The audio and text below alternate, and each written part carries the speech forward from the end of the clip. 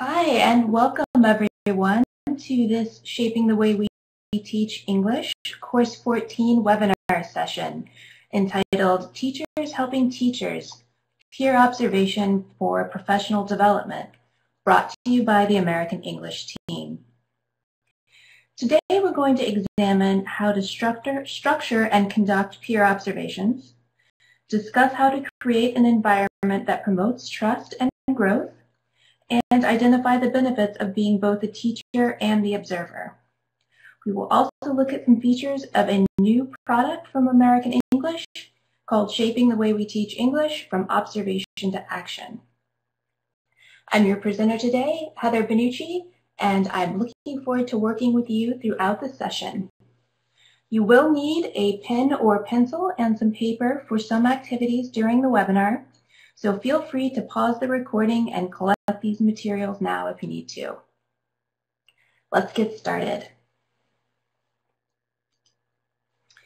I'm going to start out with a visualization exercise. I'm going to ask you to trust me, and I want you to close your eyes.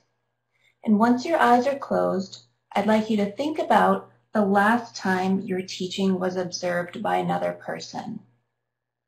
Think about the details. What level was the class? What was the lesson focus? What did the room look like? Where were you positioned? Where was the observer? And what was he or she doing? Can you think of any facial expressions or actions that you saw the observer doing? How did your students respond to this process? How did you feel during? And how did you feel after the observation was over? Okay, I hope you have a clear picture in your mind.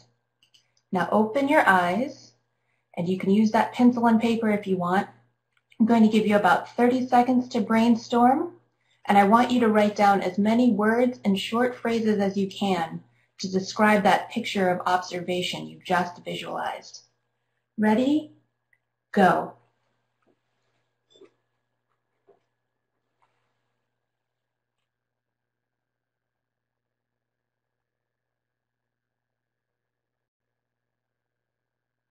About 15 more seconds.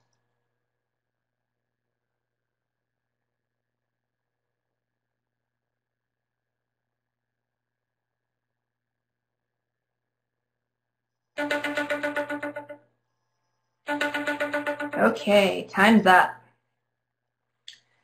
So let's take a look at your brainstormed lists. Maybe you had a lot of perhaps negative or anxiety-related words on your list. Words like nervous or uncomfortable.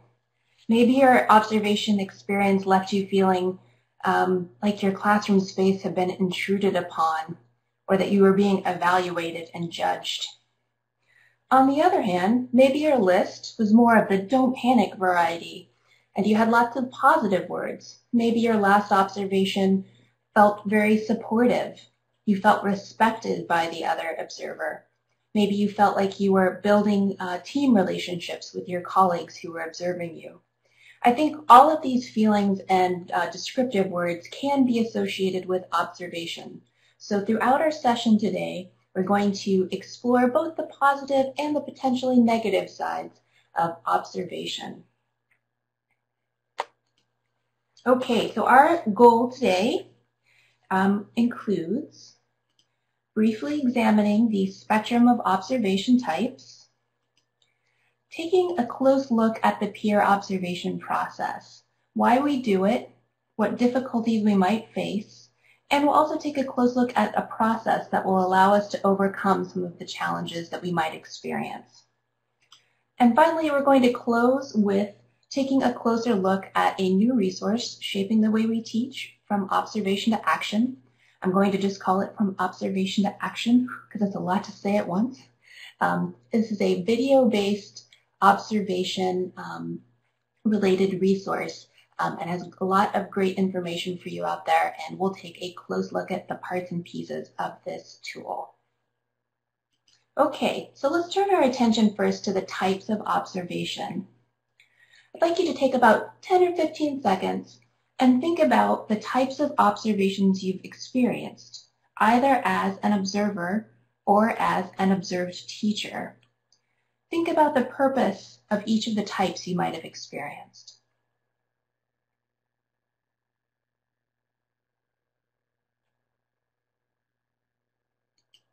Maybe you experienced a very common type, evaluative observation. This is where you are usually being observed by an administrator, perhaps a senior colleague, or an outside accreditation representative.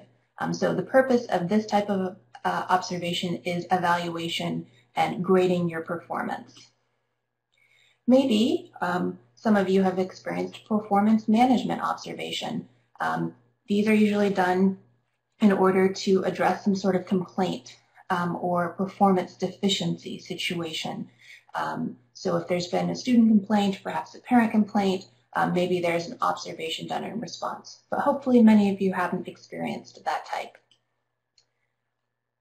One that's also quite common is teacher training. This is where teacher trainees are looking to learn from more experienced teachers by observing the range of their practice and to pick up ideas to add to their own toolkits as new or still in training teachers. And then we have peer observation. This is where two teachers in the same institution usually are working together for developmental purposes. Self-observation, that sounds kind of tricky, right?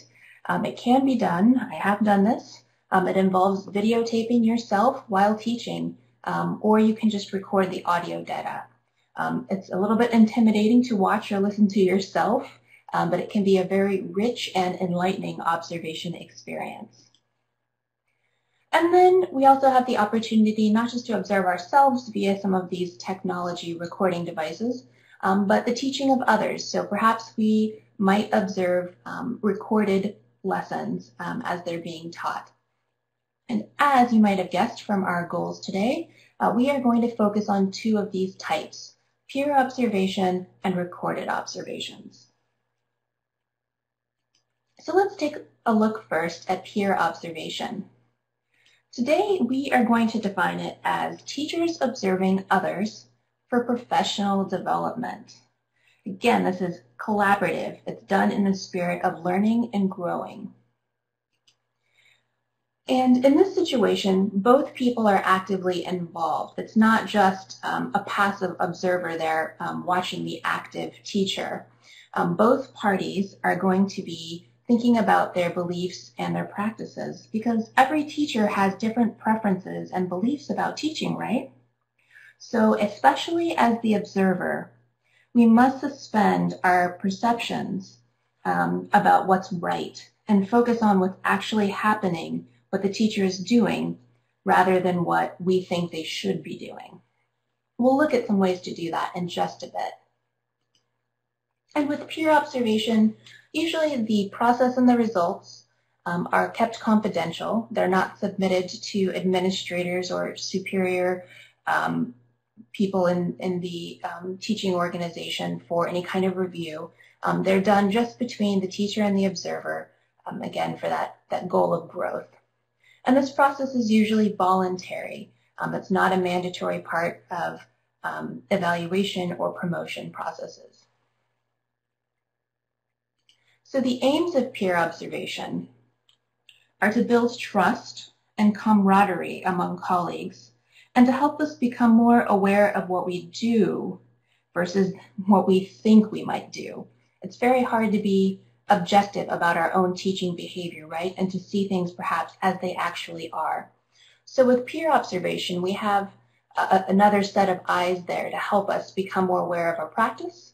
And as the observer, we're having the opportunity to reflect on our practice as well. So again, we're looking to collaborate, to reflect, to challenge our assumptions about what the right way is to do things in the classroom. I think we all know that there are many ways to reach the same goal.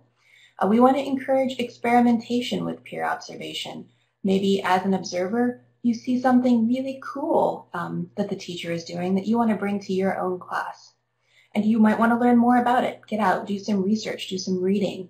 So we're hoping to stimulate curiosity. And all of these sub-goals all contribute to the major aim, which is improving learning for our students, right? We're not just doing this so we can feel like the coolest teacher out there. We want our students to become more effective and efficient learners. And just to bring this home one more time, the goal of peer observation is not evaluation or judgment. This is not related to promotion. This is not related to advancement within our institutions.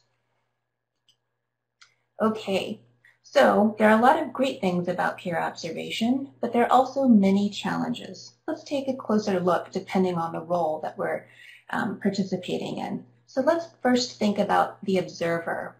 What are some challenges an observer might face?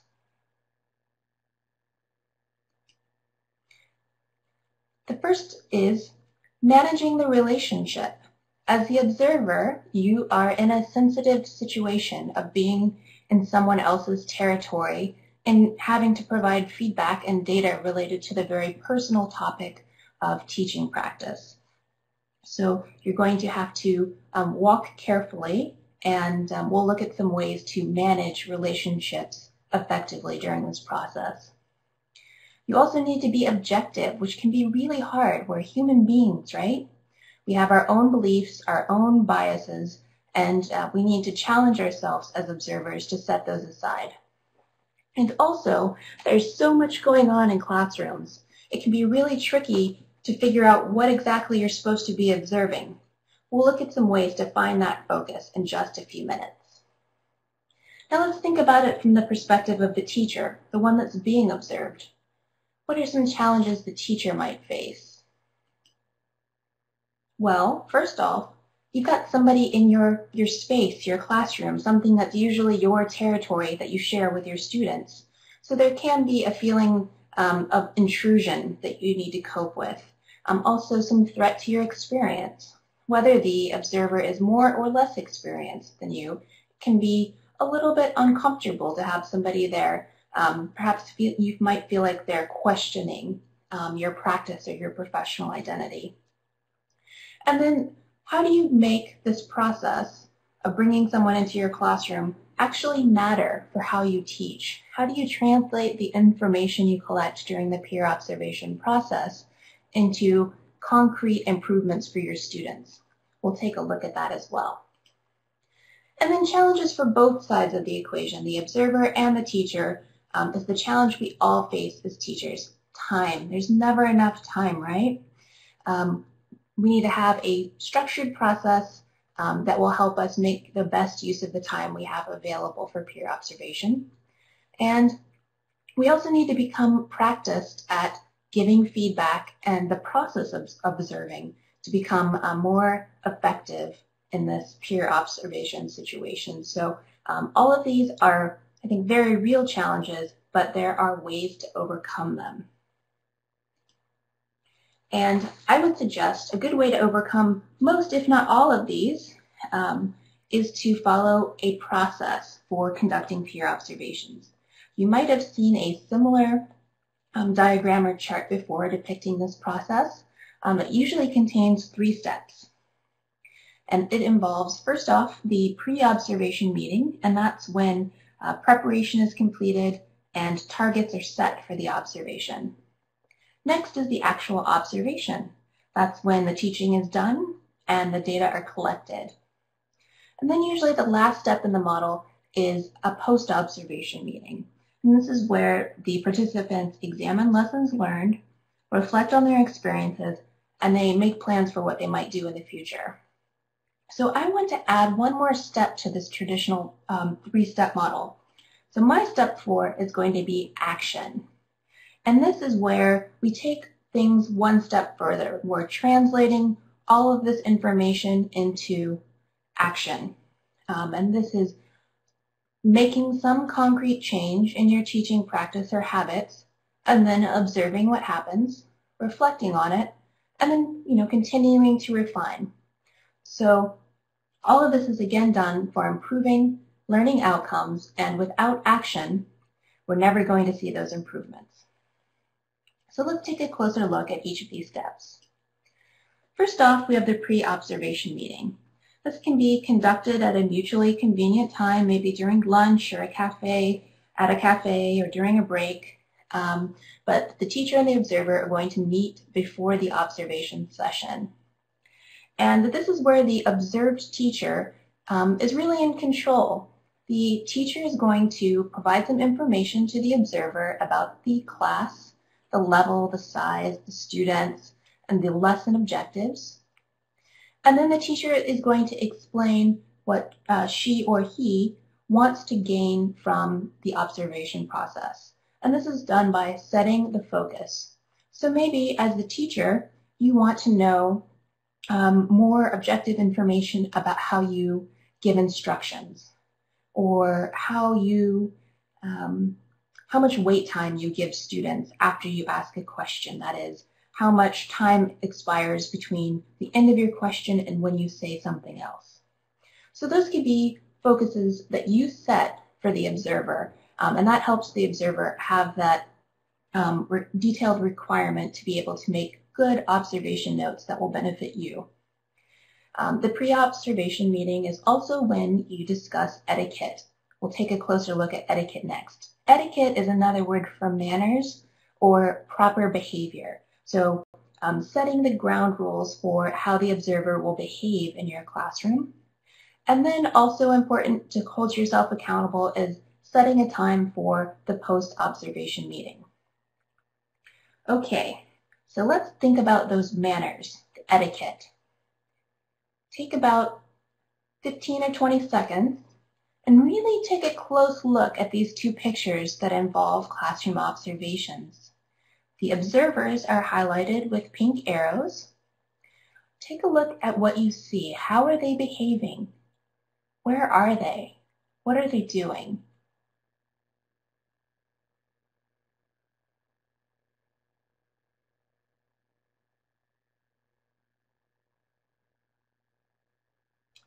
So perhaps you've noticed in this case, both of the observers are at the back of the room. They're not, they're not texting, they're not checking their phones. They both look pretty attentive, right? And they're taking notes. And it's hard to see their faces, but the woman on the left, her face looks pretty neutral, right? She's not frowning, she's not scowling, but they both look actively involved in the observation process. And we notice they're behind the students, so maybe the students don't see them. So I think we can agree the teachers that we just saw are being discreet. That is, they're not drawing a lot of attention to themselves. We saw that they were positioned to the back of the room, or you might want your observer to be to the side of the room, wherever they're going to be least distracting to students. You also, as an observer, want to keep a neutral face, a pleasant face. Maybe the teacher you're observing has a trouble spot in the lesson, or maybe the teacher presents vocabulary in a way that you don't agree with. That doesn't mean it's time to shake your head or look like you disagree. We want to keep that neutral face, make the teacher as comfortable as possible. We do want to focus only on the observation as the observer, taking notes and making sure that you have good data to share with the teacher at the end of the observation session. Usually we observe an entire lesson unless the teacher asks us to observe a shorter amount of time. So be sure you can make yourself available and that you're not walking out in the middle of the lesson. That would be quite distracting, right? And usually observers are not participating in the lesson. It would only happen rarely and with advanced coordination from the teacher being observed. So you're not there to be part of group work or in any way interrupting the flow of the lesson. And as we saw, the teacher that is presenting the lesson has invested a lot of time preparing for the observation. So it is really good manners to take thorough notes so you are well prepared to give useful feedback and data at the post-observation meeting. Okay, now for that challenge of focus, what do we observe as the observer? Well, the answer is really whatever the teacher asks you to. So what I've shown here in this list is just a variety of options, things that are frequently observed during peer observation processes.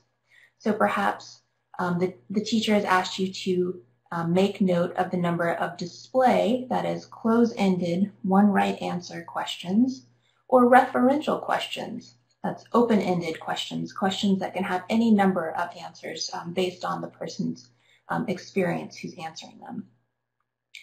Maybe the teacher has asked you to track on task time in group or pair work, or how the teacher is praising students, what words, phrases, the frequency of teacher praise. So the options are really endless. Your job as the observer is to get at least one or two focus items from the teacher to make sure you can provide focused notes. So organizing the data that you collect can be a little tricky, so having some tools will make this process a lot easier. And there's several options available to you.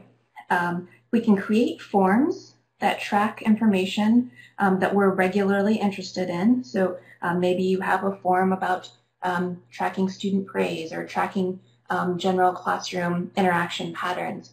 We are going to look next at a general observation form that can be quite helpful.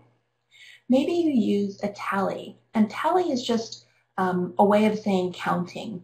So maybe you have a sheet where you're keeping count of the number of times a student talks across the classroom, or the number of yes/no questions a teacher asks. And you're just making little tick marks to count each time the target behavior is observed. Checklists usually record yes/no type situations. Did you see it? Did you not see it? And give you a quick way to record a lot of information. You might find classroom maps or diagrams to be helpful, and you can see an example there on the right side of the screen. The boxes represent the student desks, and the little blue dots represent where the students are sitting, and you see the text at the top of the big box saying front of the classroom. And you can use this to track students who speak, where the teacher moves throughout the class, maybe to mark groups that are off task for a significant amount of time during group work. And you can also combine this idea of a diagram and a tally. So maybe you keep count of a certain type of behavior, like students who answer questions. You make a tally mark, a little count, next to the students that are responding during a certain segment of a lesson. There are also other options that include recording the classroom either through audio, video, or photography. These methods are a little bit more intrusive and usually are only done at the teacher's request and with prior preparation and information for the students. And depending on the age of the students, especially if you work with young learners, you might need to have, or the teacher might need to obtain parental permission for their children to be recorded or photographed. So a lot more work and coordination goes into recording observations with audio, video, or photo. But those are still options for the teacher and the observer with prior coordination. So let's take a close look at a form. So this is a sample observation form. I know the text is a little bit small, so I'll show you a close-up on the next slide.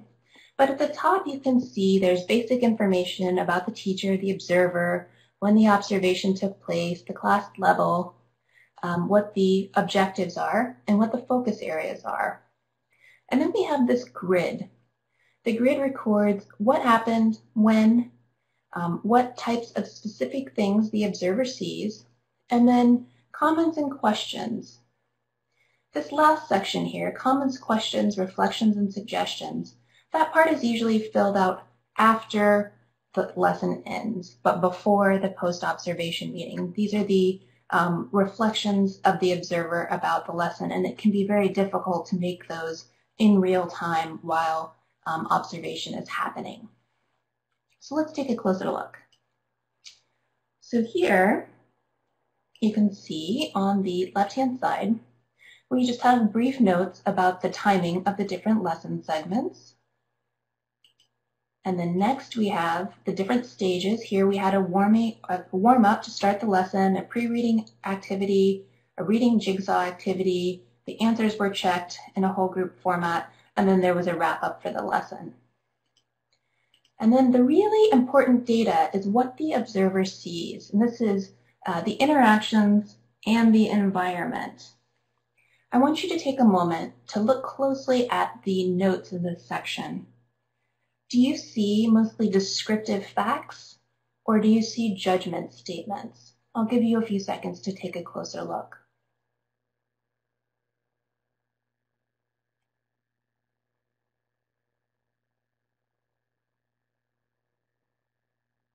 I think you'll all agree that what we see here is largely descriptive, not judgment.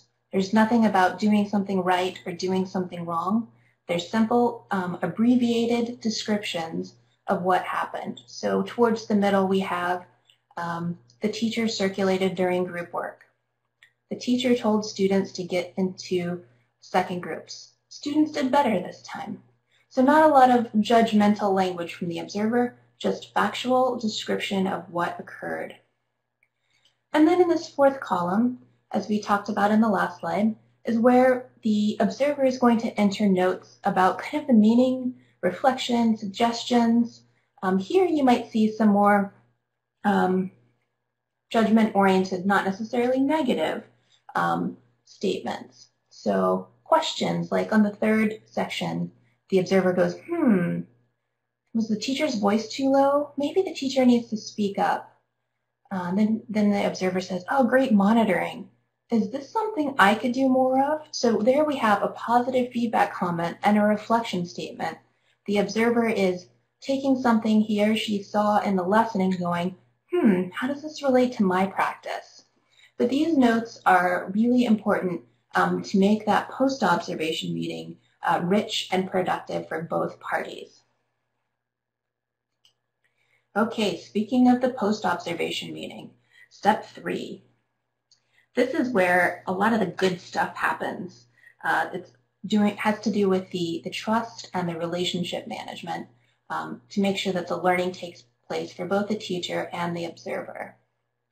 We want to make sure that no matter what the experience level of the teacher and the observer are, for a peer observation situation, you're coming together in a spirit of equality as professionals.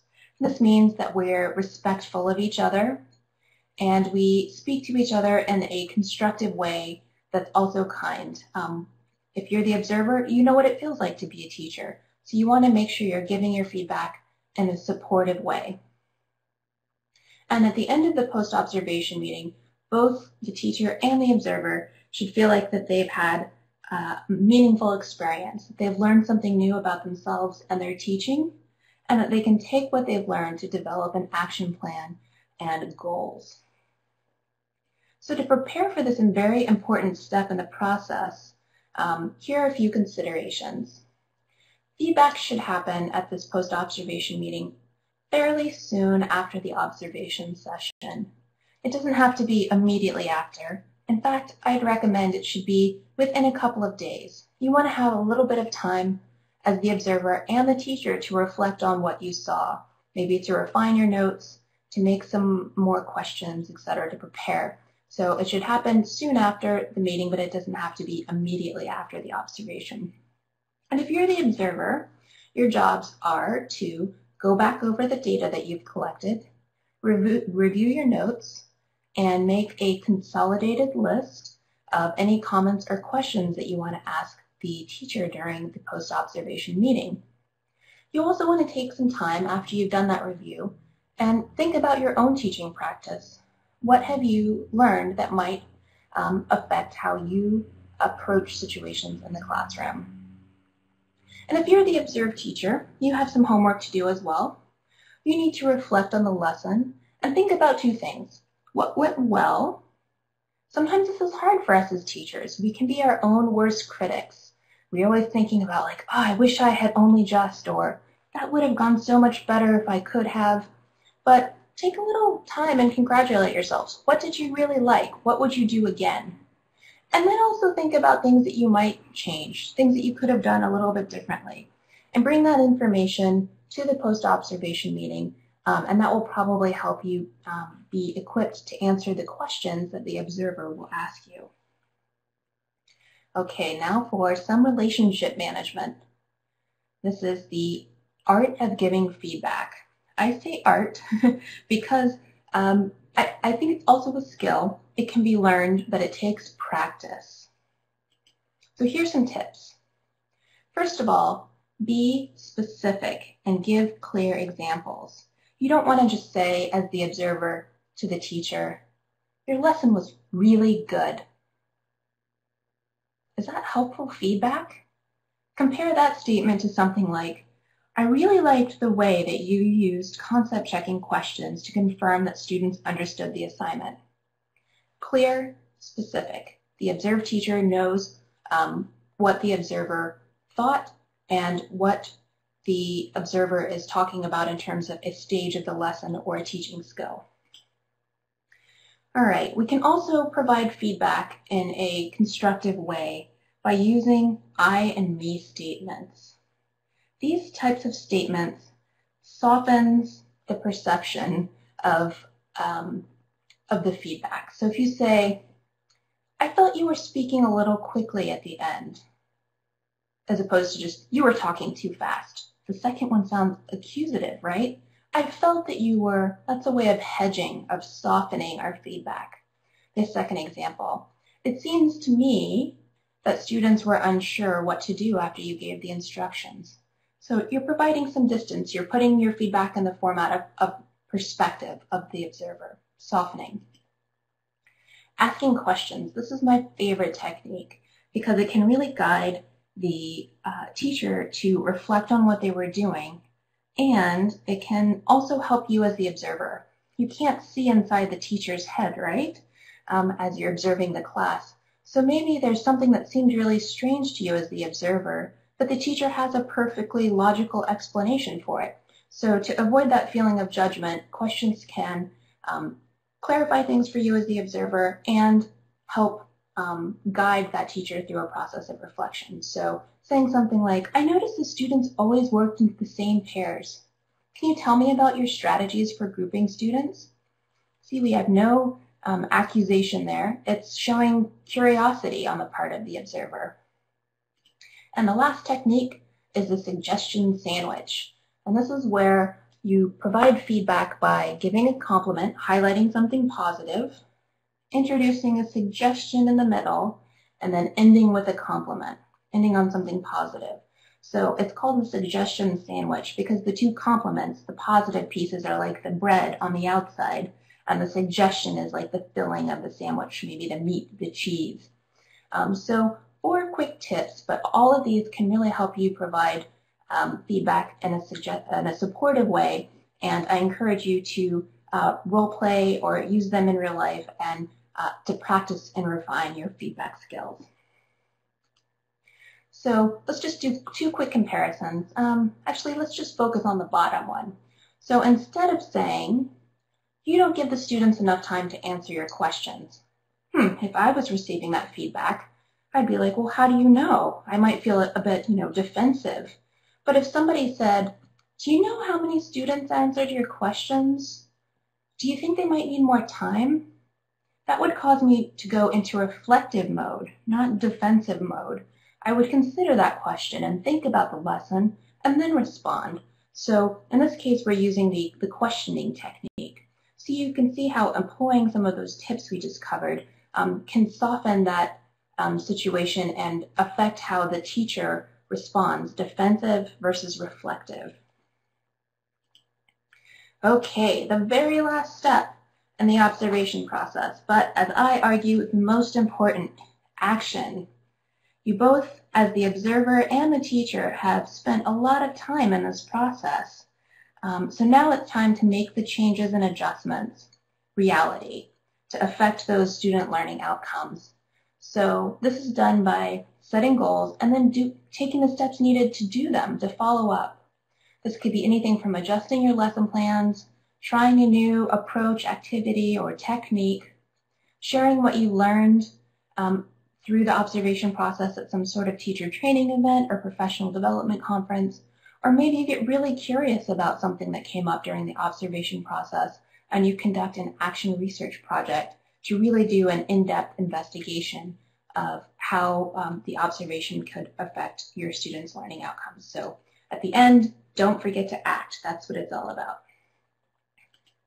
And there's lots of ways for you to get involved with peer observation now that you're a bit more familiar with the process and some of the tools that can help you improve. Maybe you will do some training by giving a presentation to your colleagues or administrators in your organization about the peer observation process and benefits. You might build a community of practice. That's a group of teachers who are interested in participating in peer observation and working together to set up a system to conduct them. Maybe you volunteer to work with people in that community of practice and set up a schedule for observations. Or you might be very generous and offer to cover a colleague's class so he or she can go observe someone else or be observed at another time. So providing the flexibility for others by volunteering your time. Maybe you, to help a community of practice or yourself, you start a collection of different types of data collection tools. So maybe those worksheets or diagrams, making those into a collection so anybody that wants to use them in the future for observations will have them pre-made and ready to adapt. And you can also examine Shaping the Way We Teach English, Successful Practices from Around the World, which has been around for a few years now from the American English team at the State Department. They have a unit that's devoted entirely to peer observation. That's Unit 13. And in that unit, you can see videos that demonstrate the first 3 steps of the peer observation process: the pre-observation meeting, the observation, and the post-observation meeting. So you can find that resource at americanenglish.state.gov, and I encourage you to check that out if you haven't done so before. Okay, so let's change gears a little bit and move on to video-based observation. So we just mentioned the older version of the Shaping the Way We Teach English professional development products. It's called Successful Practices from Around the World.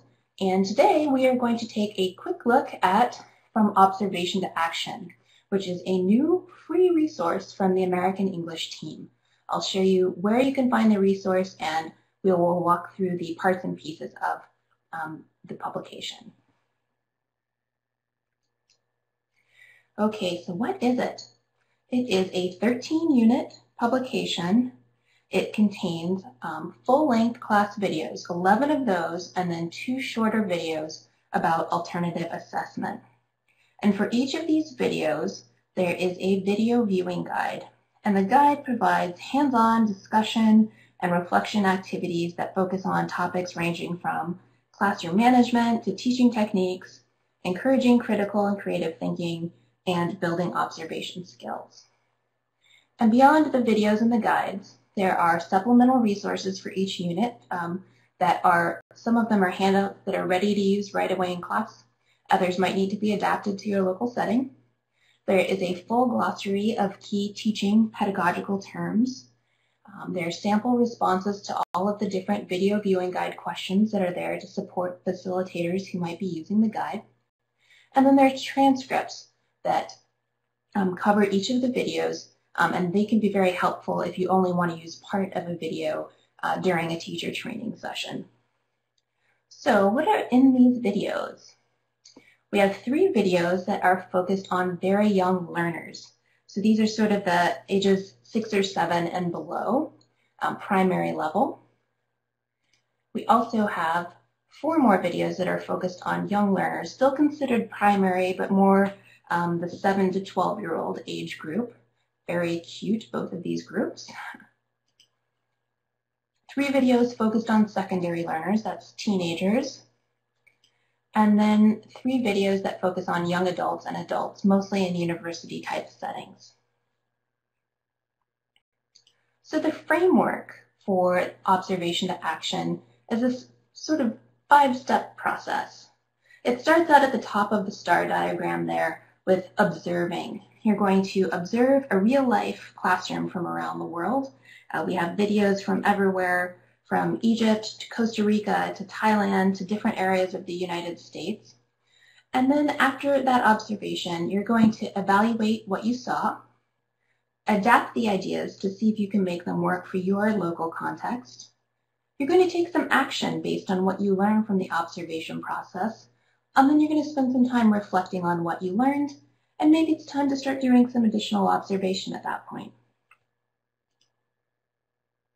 And in terms of how you would use this resource, it's designed to be used in groups. So this could be a formal training group, or it could be maybe that peer observation community of practice, an informal training group that has either a facilitator, volunteer facilitator, or a trainer. And some things to keep in mind are as you are going through the video viewing guides, you're going to be expressing a lot of personal opinions, and you're also going to be evaluating what you saw during the observations. So keeping that courteous, constructive, supportive tone during your group discussions using this resource, and keeping an open mind. You'll probably see classrooms that are very different than yours. As I mentioned, the videos are from all around the world. Maybe they have resources you don't have in some classroom, or maybe they use techniques you don't agree with in some classroom. Keep an open mind. We can learn a lot by observing classrooms that are different from our own. And I think that this resource really allows users to be creative. It doesn't have to be completed in sequence. You don't have to do Unit 1 and then Unit 2. You can pick and choose any unit that meets your training needs. And you can use either the whole video or just parts and pieces depending on what your objectives are. And the benefit of video observation is you can view the videos either in part or in segments as many times as you need. So a lot of flexibility provided by from observation to action. So where do you find this great resource? It is on the website americanenglish.state.gov. And you can search in the upper right-hand side for observation to action, and this will take you to the resource page. The resource page looks like this, and you can see on the bottom right side there is a text guide. I will say the text guide is quite a large file. It's about 30 megabytes, so it might take a while depending on your internet connection speed to download. And then if you click on the tab that says Online, where the arrow is, you'll see something that says Watch the Full-Length Videos Online. Click that, and it will take you to the American English YouTube channel, and you'll see a full list of 13 videos that are associated with From Observation to Action, the publication. Okay, so let's take a close look at the video viewing guides. So these are designed to provide scaffolding, to provide structure through this observation process. As we discussed with peer observation, there's so much to see in even a short segment of a lesson. So these guides aim to provide you focus as the observer. They also help you think about how you can apply and adapt what you see in your local context. They ask you questions about, if your class is a different size than the one that's in the video, if you have less resources or less technology available to you, how could you adapt them? They really get you thinking about seeing beyond the differences and thinking about what you can take away and use in your own classroom. And then the questions in the video viewing guides encourage you to reflect and act. So inside each video viewing guide is a standard set of information. The first thing you'll see is a profile, a description of the class you're about to observe. So we're going to spend some time with Unit 7, and this group is young learners about age 9 to 10, intermediate language level, and they're in a bilingual classroom in the United States that speaks English and Spanish during instruction. Next is the pedagogical, the teaching content, providing that focus that you might get if you were doing peer observation from the teacher. Here, the guide gives you a focus. In this case, integrated language skills, group work, classroom management, effective instructions, transitions, and using visual aids. Then you'll see an overview of the lesson. In this case, this lesson is about the environment and different animals in the environment, and it tells you the sequence of lessons activities. You'll see the video length, and then a spotlight of the glossary items that appear in Unit 7. So this information is provided at the beginning of each video viewing guide unit. And then inside each video viewing guide, there's 7 sections: a warm-up activity, previewing questions, the observation itself, questions about the observation, ways of thinking about alternatives to what you saw, questions about reflecting and adapting, and then room to make your action plan and further reflection. So as you can see, these 7 steps really reflect that framework that we talked about, the approach of shaping the way we teach English from observation to action. So I love the first section, Activate, the warm-up activity. This activity is going to relate to the focus areas, the pedagogical content in the video, and it asks the people who are viewing the video to use their knowledge and experience to complete usually a pretty fun task. And it might be something like brainstorming or visualization like we did at the beginning of this webinar. It might be playing a game or simulating some sort of activity from the video. So here is an example. Participants that are about to view a video would get into small groups. They would choose a topic or theme from their organization's curriculum, and then they would have a few minutes to brainstorm as many types of realia, that's real objects, as they can. And they have to think about things that they can really bring to class. So if the theme was food, they couldn't say refrigerator, right? They're not going to drag a refrigerator from their house to class. And then when the group is done brainstorming the realia, the group will then discuss how those different examples could be used in some sort of vocabulary instruction activity. So a quick, usually fun activity that's active and gets you in that mindset to think about what you're going to see. Next, there are a few questions that focus your attention as you get ready to watch. So they might be either for individual reflection, small group, or whole group discussion questions that are linked to those video focus areas. So here are some examples from Unit 7. What sort of classroom management challenges do you experience? If you don't teach young learners, what classroom management challenges might a primary teacher experience? Or what kind of classroom management techniques can teachers use with young learners? So again, just to really help you focus in on some key topics that are going to happen in the video. Next up is I would say the meat of the process, the important part, the facts-based observation. So what do we mean here?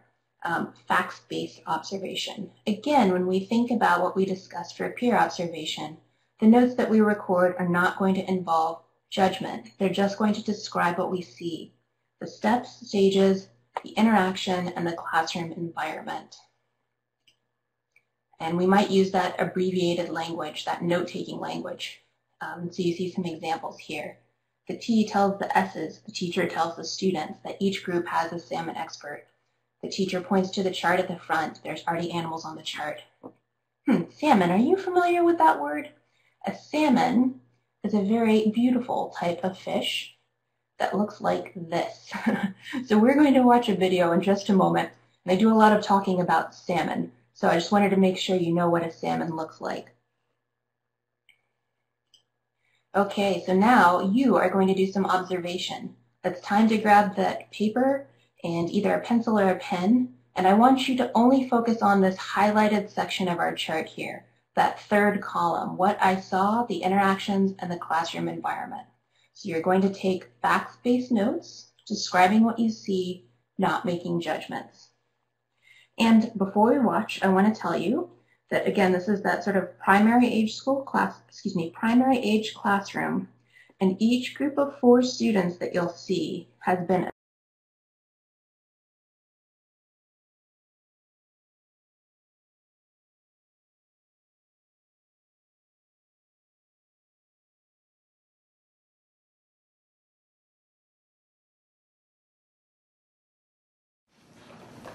Thank you, Karen. And I got my cup.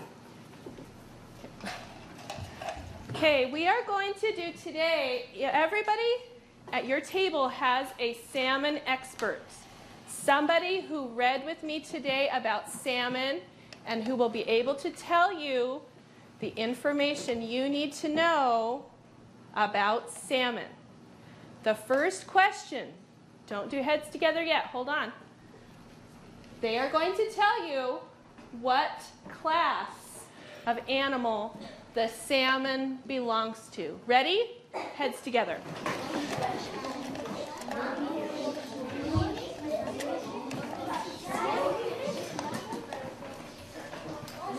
Okay. 1, 2, 3, eyes on me. Red, number 3. Bony fish. It's a bony fish. Yeah, there's some fish that don't have what we consider bones. They might have cartilage like sharks. They are bony fish. Okay, the next question for your group is, what is the habitat of the sockeye salmon? Ready? Heads together. And streams migrate to oceans. Okay, you say. Whatever they do. I don't know. That was just 1, 2, 3, eyes on me. Blue, number 4. They live in streams, and we want a little bit more information too about where they live. Let's see, purple, number 4. I'm not going to They're number 1. Streams. Okay, they live in streams and oceans.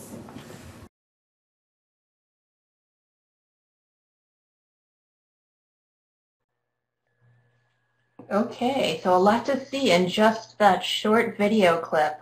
I hope you made lots of great facts-based notes describing what you saw. So, after the facts-based observation step in the video viewing guide, we have focus questions where you're going to take a closer look at what you saw during the beginning, the middle, and the end of the lesson, and you'll also do some thinking about the lesson objectives. So some sample focus questions for the video we just saw, and you can use your notes, relate first to group work. The teacher poses one question at a time. What phrase did she use to get everyone discussing and answering each question? Take a moment. Yep, that's it. She said, ready, heads together. And then how does she get their attention to get everybody back together to start the class discussion? What phrase does she use? She says, 1, 2, 3, eyes on me. So 2 really simple classroom management techniques for young students during group work. Another question might relate to calling on students. How did she do that? What system does the teacher in the video use to call on students? She had that cup, right? And she pulled out a marker that was a different color, and that color was assigned to one of the groups, and then she pulled out a stick on it that had a number. So maybe she said blue 3. So the number 3 student in the blue group was the one that would answer the question. So a random way, so the students never knew who she was going to call on, so everybody had to be ready. Next in the video viewing guide is discussing alternatives, because we know there are so many ways to achieve an objective in the classroom. So we want to think about what we saw, but other approaches that might work as well. So for the video that we saw, and discussing alternatives question might be something like, what are other ways to get different students to answer questions? So we saw her system of using colors and numbers, which worked really well, but how else might you call on students? Maybe you pick names out of a hat. Maybe you get everyone with a March birthday to raise your hand and then call on one of those students. There's lots of ways to use randomized systems to ensure students are all participating, right? So this section of the video viewing guide lets you think about those alternatives. Section 6 involves reflection and adaptation. So what did you learn, and what could you either adopt, maybe as you saw it, or adapt, change it to make it work for your local setting. So here are some questions you might see in this section of a video viewing guide. In the video that we watched, the teacher uses a lot of different classroom management techniques and makes smooth transitions, draws the student's attention, and manages student behavior. So some questions for you to think about might be, have you tried any of these techniques? If so, which ones? How did they work? If not, which ones might you like to try? How could you incorporate or adapt these different techniques in your own classes? So these could be individual reflection questions, or it could be, this section could be done in small groups where you talk about how you would adapt depending on your own individual classrooms. And then the last section of the video viewing guide encourages that action. You're going to make a lesson plan that incorporates the video focus items, and then you're going to do it. You either try out your whole lesson or try a part of it out, and then reflect again. And as part of the resources that come with From Observation to Action, you'll find a really great, easy-to-use lesson plan template that you can only see a small version of, but is available for you full-size when you download the resource. Okay, so beyond the video viewing guide, From Shaping the Way We Teach, From Observation to Action contains a treasure trove of practical materials for you to use. And so, for example, the unit that we just saw, Unit 7, that short clip, of course you have the whole class, but the supplemental materials relate to what you saw. There is a graphic organizer for brainstorming. There's the reading that the students used to talk about sockeye salmon. And later in the video, something you didn't see, the teacher practices 2 different chants with them. And these chants are provided for you in the From Observation to Action materials, and there are also a collection of English Teaching Forum articles, a journal that's published by the American English team. And this journal focuses on all kinds of pedagogical topics, but the collection of articles that's provided for you here relates to the video focus items that you see in each unit. So tons of great resources. And just as a quick overview, there's a brainstorming graphic organizer, the sockeye salmon reading, which has, again, you could either use this text as is, or you could adapt it to fit some subject that's in your curriculum.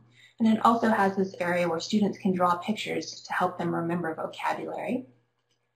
There are 2 chants, again, use as is or adapt them with different content, but chants are a great way to practice vocabulary, pronunciation, stress and rhythm, intonation, and you have these there to use as examples or to use as materials directly in your class. So, we covered a lot of material there, but this resource, Shaping the Way We Teach, From Observation to Action, is just packed with great tools and materials to help you build your observation skills and things you can take away and use right away in your classroom. So we made it to this point. You might be asking yourself, but what about peer observation? And my response to you is it's time for a quick quiz. We got to get your brains working here at the end. What are the major stages or phases of the peer observation process? You have 10 seconds to think about it. Go.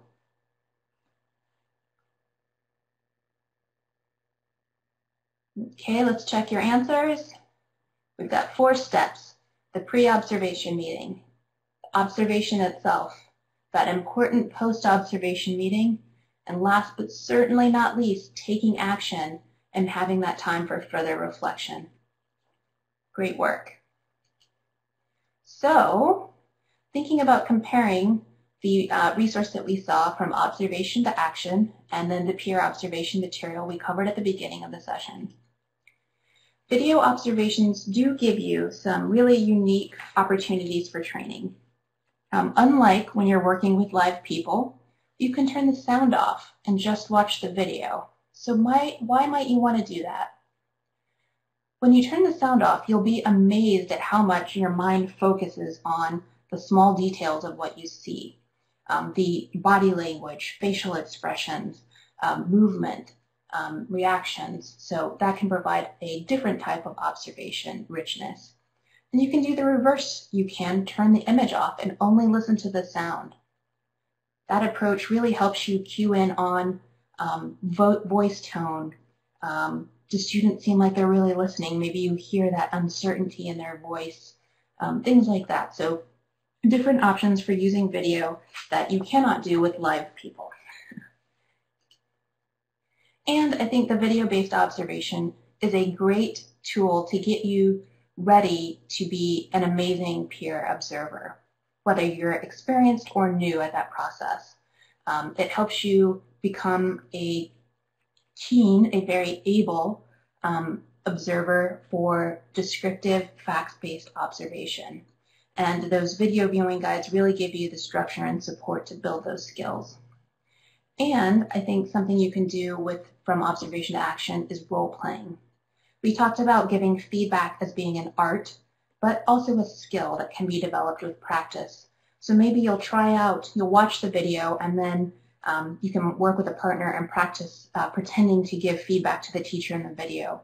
So maybe you'll use those techniques like using I and me statements, giving clear, specific examples, using the suggestion sandwich, that positive suggestion, positive model, or asking questions. So fun to role play with those video observations. But both systems, peer observation and video-based observations, can really strengthen your bonds as you're working with other teachers to talk about improving practice. They can spice up your teaching. They make you want to try something new. Sometimes as teachers we can get into ruts, but these processes can really make you want to experiment. And both systems will encourage you to think about your teaching, your beliefs, maybe your biases, and then to take some action. And at the end of the day, all of this work is designed to make our students stronger, more effective learners. So thank you so much for your attention today and your participation in these activities. I hope you're ready to go out and work on peer observation or to download Shaping the Way We Teach English from Observation to Action from the website you see there. And we hope to see you soon on the website, americanenglish.state.gov. Thank you so much. Take care.